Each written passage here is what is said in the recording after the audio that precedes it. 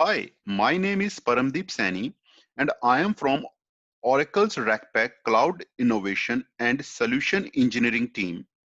I will be covering some portion of database migration using Oracle's zero downtime migration tool, such as query the migration job status, rerun a migration job, abort a migration job, list migration job phases, pause and resume a migration job, and post migration task operations.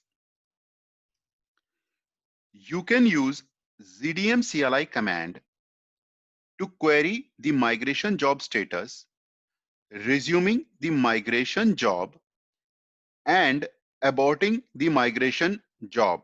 To perform all these operations, you need to pass job ID to ZDM CLI command. You can list the different phases involved in ZDM migration job by adding -list phases option to ZDM CLI migrate command. To pause a migration job, specify -pause after option in ZDM CLI migrate command with a valid phase to be paused after. Let us discuss post migration tasks.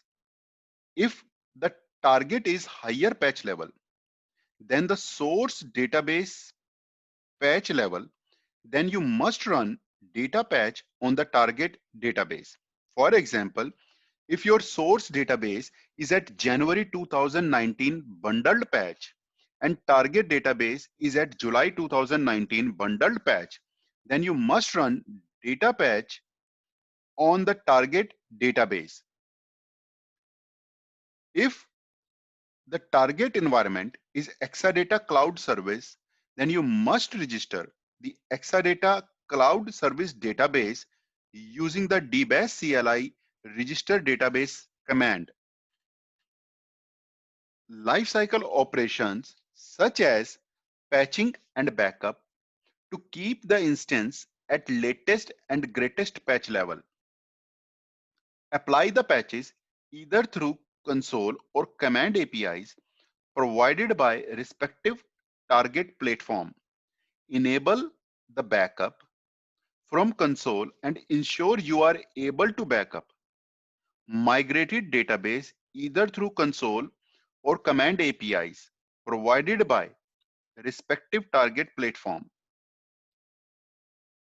Now we will switch to a quick demo to see the ZDM CLI migration command to list the different phases, resuming the migration job and aborting the migration job.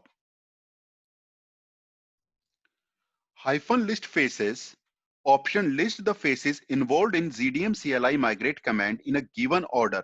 Phase name contains SRC get executed on source, and the phase name contain TGT get executed on target database server.